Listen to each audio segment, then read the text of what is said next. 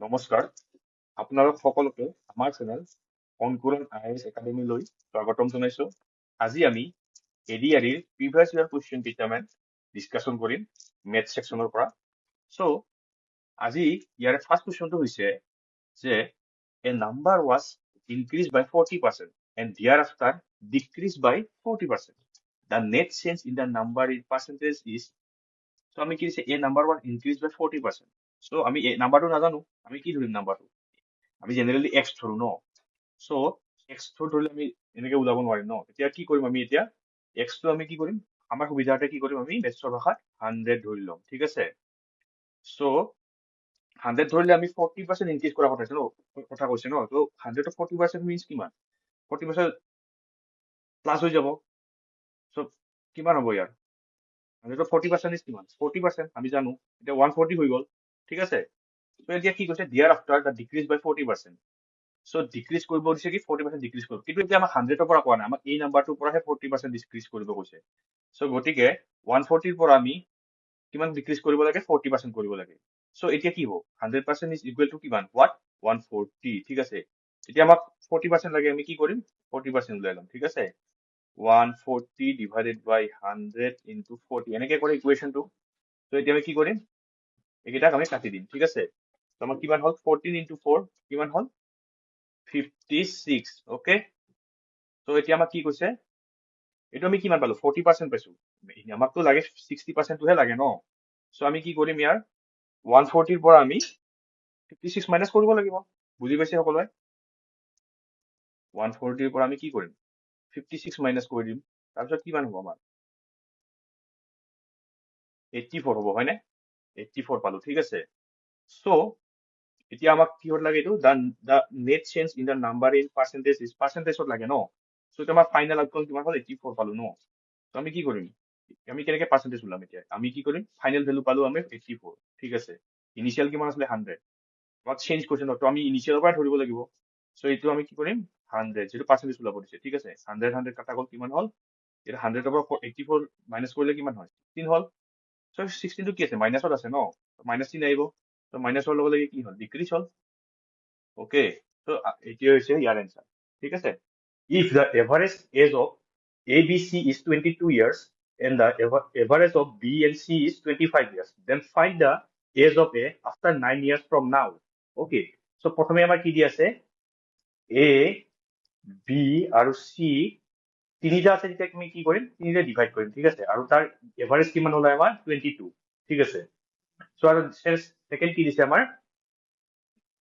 The average age of B and C is 25 years. So B আৰু C ৰ average as কিমান হ'ব আমাৰ?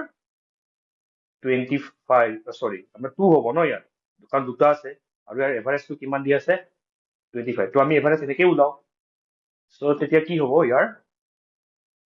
আমি কি কৰিম? তিনিটাৰ কিমান? তাৰমানে আমি ইয়াৰ পৰা ফাইনেল ভ্যালু আমি কি গম পালো যে কি গোটেইকেইটাৰ এজটো মিলে কি হ'ব? 22 ইনটু 3 ইকুৱেল টু 66, ওকে।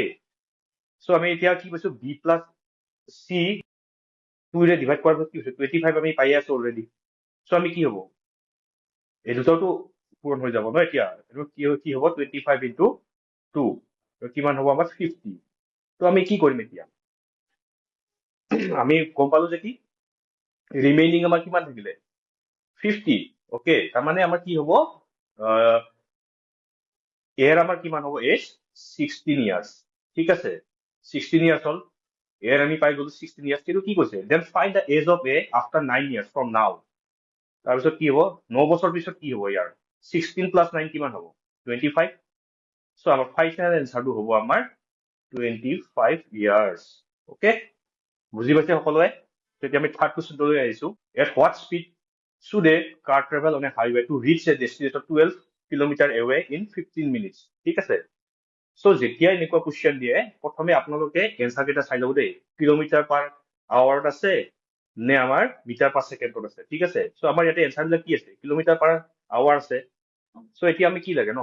এইটো এটা আমাৰ কি আছে? 15 টো কিহত দিয়া আছে? এতিয়া মিনিটছত দিয়া আছে কিন্তু দেই।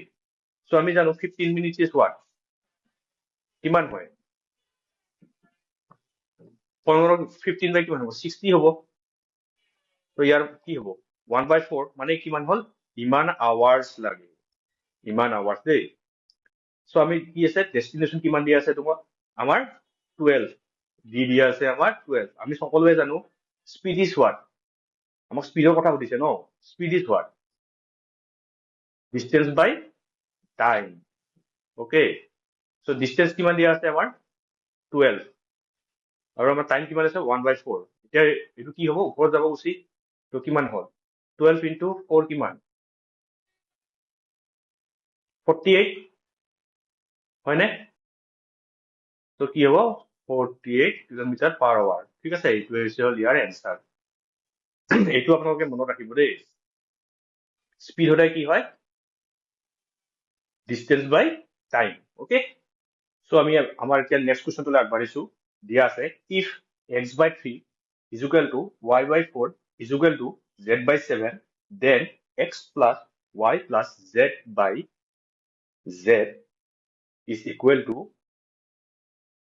যদি x/3 is equal to y/4 is equal to z/7 তেন্তে x plus y plus z divided by z or মান হ'ব কি মান হ'ব ঠিক আছে চ' যেতিয়া এনেকুৱা কুৱেশ্যন আহে আমি কি কৰিম x/3 is equal to y/4 equal to z/7 চ' আমি ইয়াৰ ভেলুটো কি ধৰিম k ধৰিম দেই চ' আমি কি পাম এতিয়া x equal to 3k y equal to 4k z equal to 7k আমি এইখিনি ভেলু পাম ঠিক আছে চ' তাত কি কৈছে এতিয়া আমি কি পাম x plus y plus z ইয়াৰ ভেলুটো পাম আমি তাৰপিছত কি পাম আমি 3k plus 4k plus 7k চ' আমি আমাক কি লাগে x plus y plus z divided by z তাৰ ভেলুটো লাগে ন চ' গতিকে x plus y plus z কৰিলে আমি কি পাম ইয়াৰ ভেলুকেইটা আমি লিখিছো 3k পালো 4k পালো আৰু 7k পাইছো ঠিক আছে চ' আমি কিমান হ'ল আমাৰ 7 3 plus 4 plus 7 is equal to কিমান 14k পালো আৰু অলৰেডি আমি z ৰ ভেলুটো এইটো দিয়া আছে 7k চ' আমাক লাগে কি x plus y plus z divided by z তো কি হ'ব আমাৰ এতিয়া x plus y plus z divided by z okay তো মই কিমান 14 পালো ইয়াত আৰু ইয়াত আমাৰ কি হ'ব 7k k কাটা গ'ল 7 এৰ 14 কিমান হ'ব 2 বাৰ যায় তো ইয়াৰ ভেলু কিমান হ'ব আমাৰ 2 এনসাৰত কিমান দিয়া আছে এতিয়া 2 কিমান হ'ব আমাৰ অপচন হ'ব a ঠিক আছে চ' আজি আমি আমাৰ শেষৰ কুৱেশ্যনটোলৈকে আহি ওলাইছো তো আমাৰ শেষৰ কুৱেশ্যনটো হৈছে দ্য স্মলেষ্ট এমং √1/2 √1/3 √1/4 আৰু √2/3 মাজত আটাইতকৈ সৰু নাম্বাৰটো আমাক লাগে ঠিক আছে চ' এনেকুৱা কুৱেশ্যন দেখিলে আমি কি কৰিব লাগে ৰুটটো গুচাই দিব লাগে ঠিক আছে চ' আমি কি কৰিম স্কোৱাৰ কৰি দিম √1/2 আছে √1/3 আছে √1/4 আছে আৰু কি আছে 2/3 আছে ঠিক আছে আমি স্কোৱাৰ কৰি দিম ইয়াৰ হোল স্কোৱাৰ কৰি দিলে আমি কি হ'ব হাফ হ'ব 1/3 ইয়াত থাকিব কিমান 1/4 আৰু হ'ল 2/3 ঠিক আছে এতিয়া আমি যদি ইয়াৰ ফ্ৰেকশ্যনেল ভেলুটো চাওঁ কি হ'ব আমাৰ 0.5 হ'ব এইটো আৰু ইয়াৰ কিমান হ'ব আমাৰ 0.333 আৰু ইয়াৰ হ'ব কিমান 0.25 আৰু ইয়াৰ কিমান হ'ব 0.66 অকে চ' ইয়াৰ মাজত আটাইতকৈ সৰু নম্বৰ কোনটো হয় ফ্ৰেকশ্যনেল ভেলু আমাৰ 0.252 গতিকে ইয়াৰ এনসাৰটো হ'ব আমাৰ কিমান হ'ব 1/4 √4 1/4 ঠিক আছে এইটো হৈছে আমাৰ এনসাৰ ঠিক আছে আজিলৈ ইয়াতে আমি সমাপ্তি কৰিছো থেংক ইউ